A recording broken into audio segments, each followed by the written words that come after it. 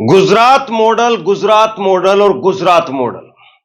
नरेंद्र मोदी इसी ढोल को बजा बजा करके गुजरात से और दिल्ली तक आए और आज भी दुनिया भर में इसी ढोल को बजाते हैं। लेकिन गुजरात की सच्चाई कभी गुजरात से बाहर नहीं आ पाती। गुजरात में किस तरीके से किस लेवल पर धांधली चलती है और सोचिए कि उसमें सत्ता की कितनी भागीदारी है या सत्ता की भागीदारी नहीं है। एक और बड़ी खबर निकल करके सामने आई है।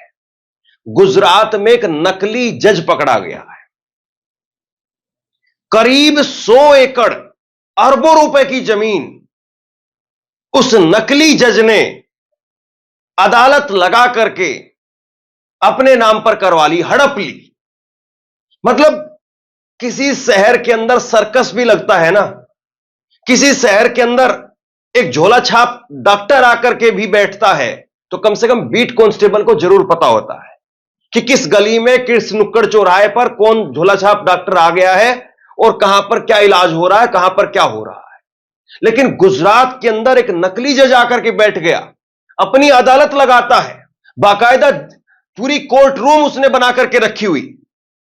और ये ऐसी कोई जानकारी सरकार के पास नहीं थी। अगर कोई यह कहता है तो या तो वो महामूर्ख है या फिर सत्ता के डर से बोल नहीं पा रहा है या फिर उसकी भी भागीदारी है जिसकी वजह से वो नहीं चाहता है कि इस पूरे मामले का खुलासा हो जाए। सोचिए, यह है गुजरात मॉडल। बहुत सारी कहानियां हैं गुजरात की।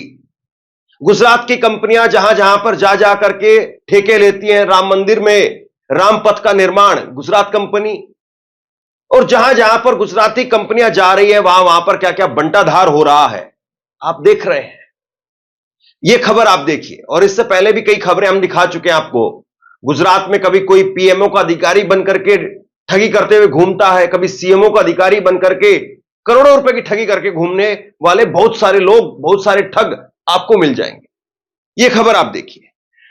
गुजरात के गांधीनगर में नकली जज पकड़ा गया, फर्जी कोर्ट चला रहा था, विवादित मामलों में फैसले देकर के 100 एकड़ की जमीन हड़प ली। मतलब कोई मजाक चल रहा है क्या?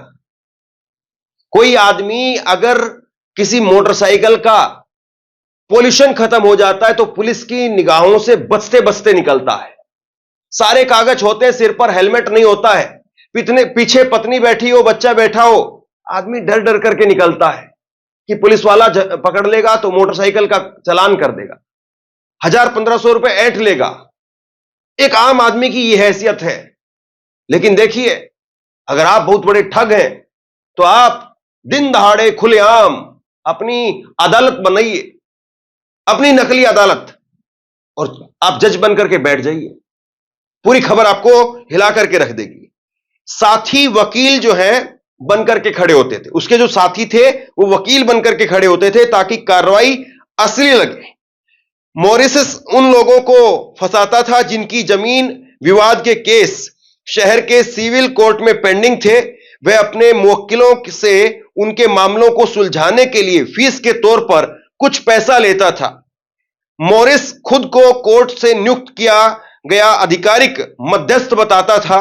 वह अपने मुवक्किलों को गांधीनगर के अपने ऑफिस में बुलाता था जिसे अदालत की तरह से डिजाइन किया गया था। मॉरिस केस से जुड़े दलीलें सुनता था, ट्रिब्यूनल के अधिकारी के रूप में आदेश पारित करता था। इतना ही नहीं, उसके साथी अदालत के कर्मचारी या वकील के रूप में खड़े होकर के यह दिखाते थे कि कार्रवाई असली है।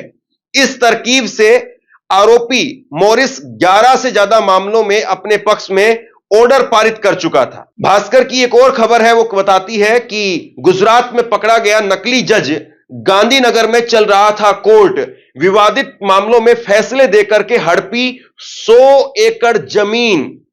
नकली स्टाफ और वकील कोर्ट रूम में रहते थे। गुजरात में अब नकली जज पकड़ा गया है, नाम है मॉरिस सैमुअल। राजधानी गांधीनगर के सेक्टर 24 में आरोपी ने नकली कोर्ट बनाकर के बतौर आर्बिट्रेटर जज अरबों रुपए की करीब 100 एकड़ सरकारी जमीन अपने नाम कर ऑर्डर पारित किए।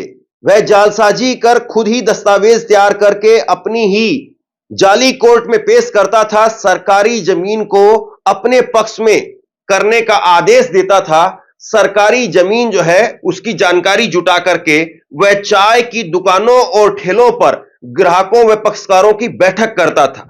मामला तब खुला जब सिटी सिविल के रजिस्ट्रार ने थाने में शिकायत दी।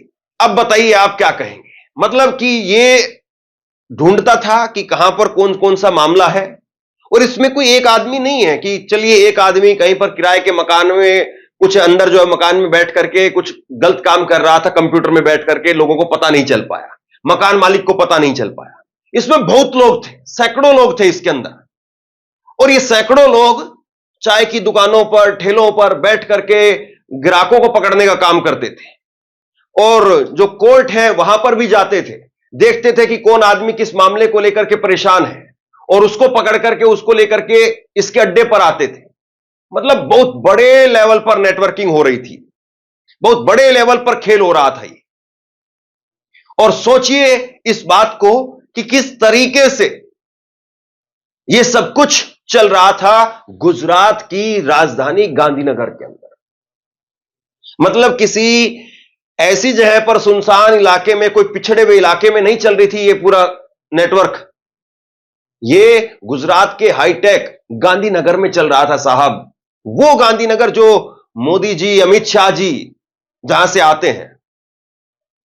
क्या इनको कानो कान खबर नहीं होगी? और कोई एक दिन हो रहा था कि चलिए पता नहीं चल पाया। सोचिए जरा इस बात को।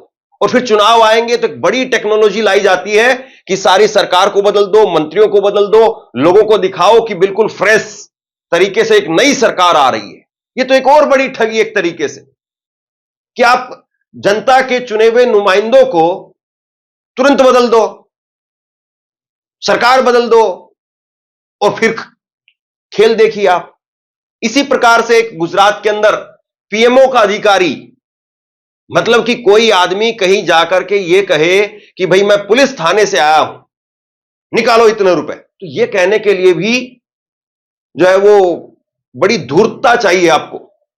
और कोई पीएमओ का अधिकारी बनकर के कश्मीर में और कई जगह पर घूम घूम करके बड़ी बड़ी ठगी कर रहा था। खबर मैंने आपको पहले भी दिखाई थी, कुछ समय पहले की खबर है, जरा देखिए। महाठग किरण पटेल बना था पीएमओ अधिकारी। गुजरात में इससे पहले 2023 में खुद को प्रधानमंत्री कार्यालय का वरिष्ठ अधिकारी बताने वाले किरण पटेल का मामला सुर्खियों में रहा था। अहमदाबाद पुलिस ने किरण पटेल और उसकी पत्नी मालिनी के खिलाफ 22 मार्च को धोखाधड़ी का केस दर्ज किया था।